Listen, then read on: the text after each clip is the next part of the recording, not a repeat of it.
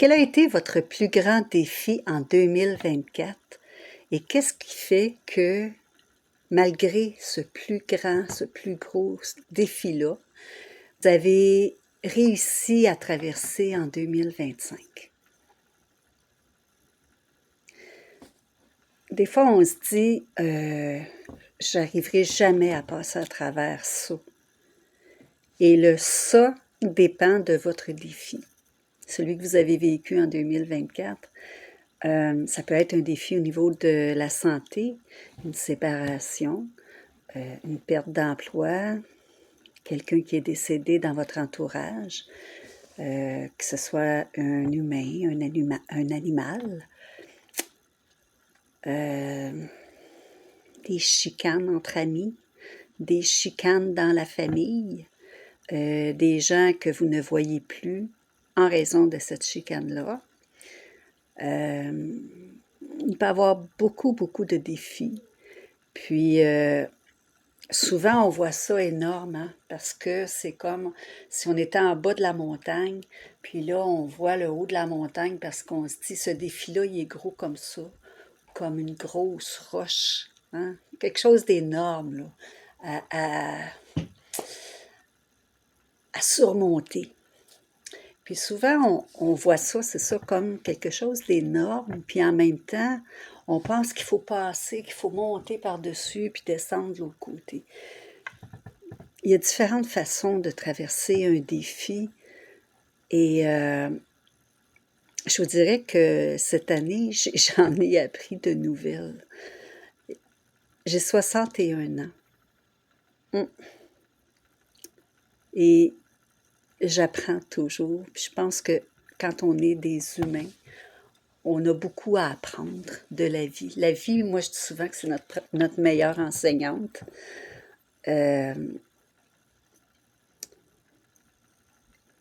Puis j'ai appris, entre autres, parce que j'en ai eu quelques-uns, là, défis, mais le pire, ça a été au niveau de la santé cette année. Santé physique, santé mentale. J'ai un syndrome de stress post-traumatique, mais multiple. J'ai plusieurs déclencheurs parce que j'ai eu plusieurs traumas. Et on ne sait jamais, hein, le trigger, quand est-ce que ça arrive, là, cet élément déclencheur-là. Je vous parlerai de mes traumas éventuellement, si vous voulez. Mais la santé, cette année, ça a vraiment été quelque chose de très envahissant. Tu sais, au point même des fois d'avoir des idéations suicidaires, là. Je m'en cacherai pas parce que ça fait partie de ma vie depuis longtemps, de toute façon. Mais j'ai toujours dit que j'aimais trop la vie pour y mettre fin. Donc, voilà, je suis là. Je suis quelqu'un de très résiliente et j'ai développé beaucoup d'outils, comme vous, probablement. Fait que je vous demanderai de répondre sous cette capsule-ci. Qu'est-ce qui a été votre plus gros défi de 2024 et comment vous avez réussi à rejoindre 2025? Est-ce que vous rejoignez 2025 dans la colère, dans la gratitude, dans l'amour? Dans quel état vous vous sentez aujourd'hui, en 2025? Puis, bon, aujourd'hui, on est le 3 janvier, vendredi le 3 janvier, mais ça se peut que vous voyez cette capsule-là dans 6 mois. Donc, au moment où vous la verrez, vous pouvez répondre aussi. Puis, je pense que plus on avance en âge, je crois. Mais quoique non, c'est pas vrai ce que j'allais dire, j'allais vous mentir, parce que j'ai été famille d'accueil et j'ai pu constater qu'il y a des enfants qui peuvent nous apprendre beaucoup. Donc, c'est pas en vieillissant nécessairement. Ça, c'est une croyance qu'on a, que plus on va vieillir, plus on va être sage, plus...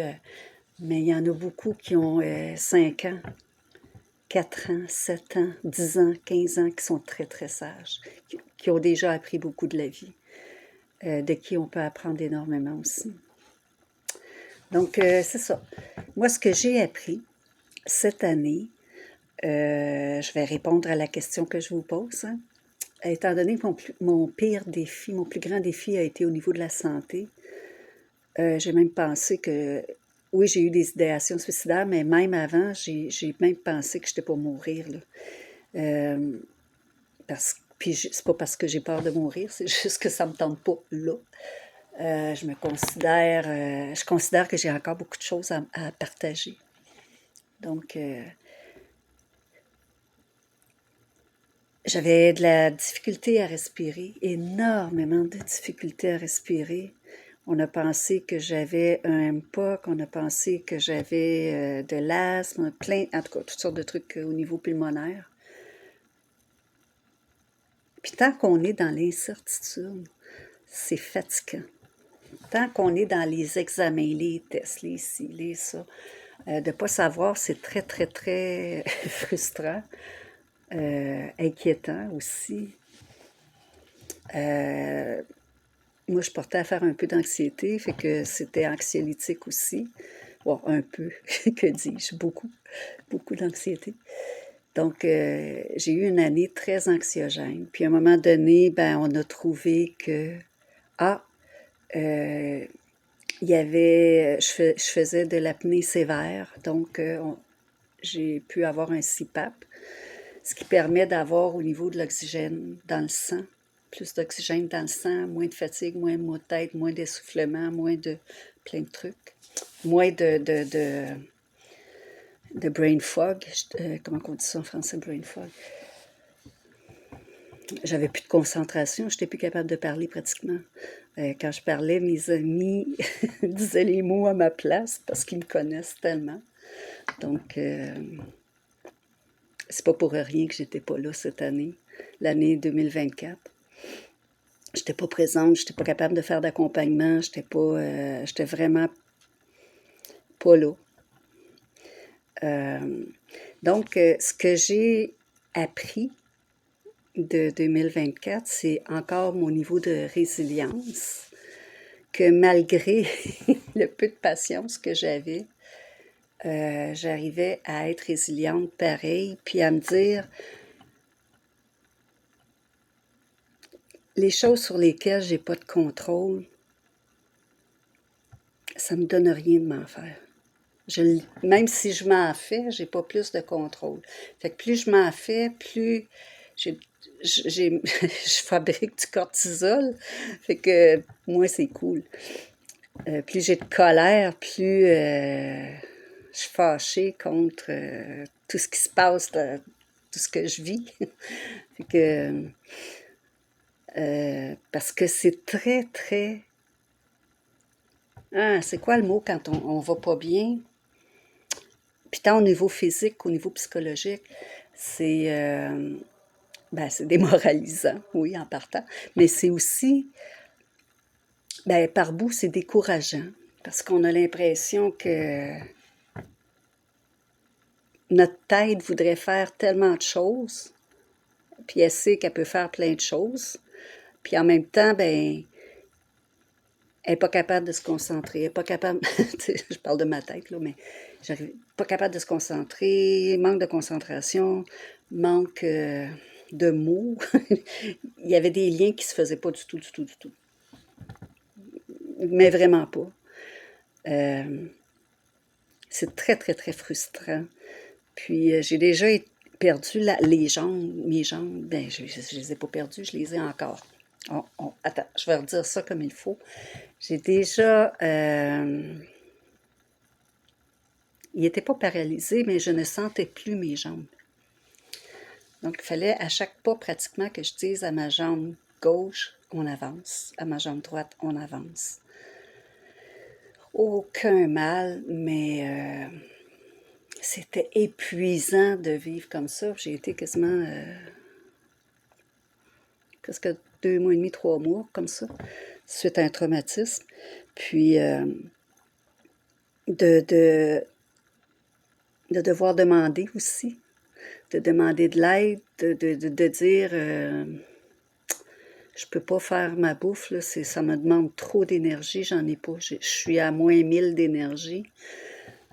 C'est d'accepter, d'arriver à, ben si on l'accepte pas, d'arriver à dire, ben être capable de le dire, premièrement, puis d'être capable de demander de l'aide. Puis en 2024, ouais, j'ai une amie qui est venue habiter ici pendant un mois, 2 mois presque. Puis ça a donné que j'étais dans une étape de l'année où j'avais énormément besoin d'aide. Parce que bon, pour différentes raisons. Puis d'accepter cette aide-là.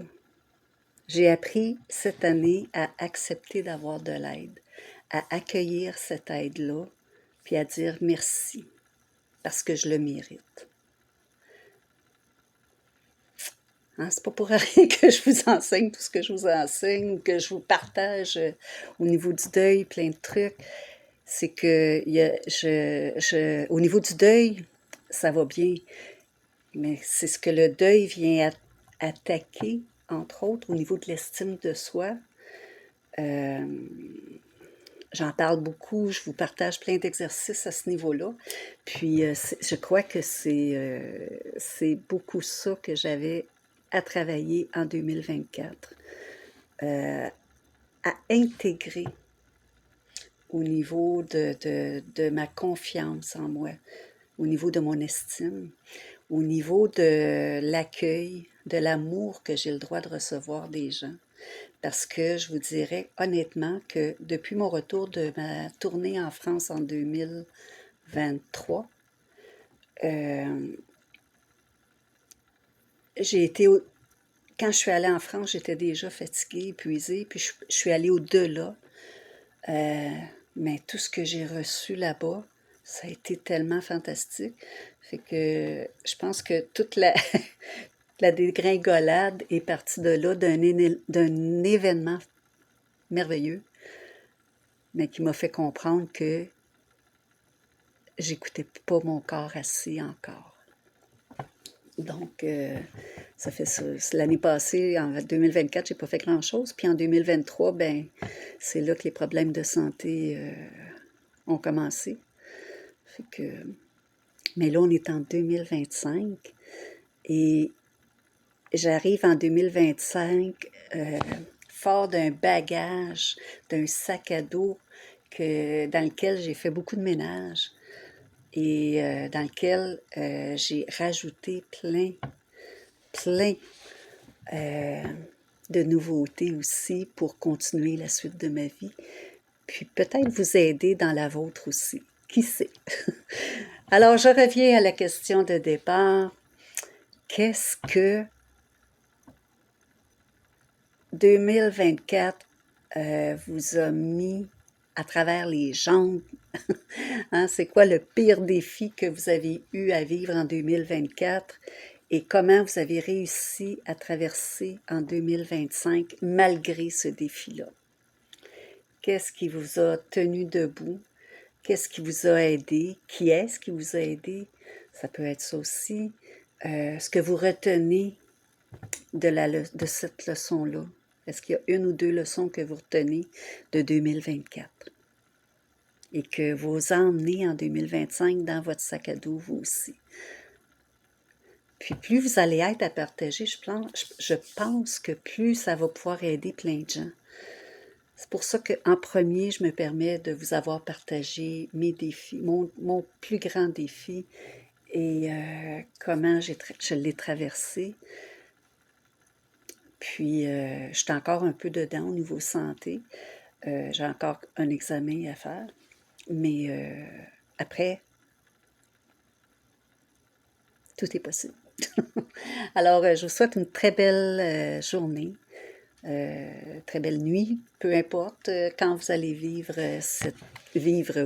quand vous allez visionner cette capsule-ci. Et je vous rappelle que je fais aussi une capsule en anglais pour permettre, tant aux francophones qu'aux anglophones, d'avoir accès à mon monde.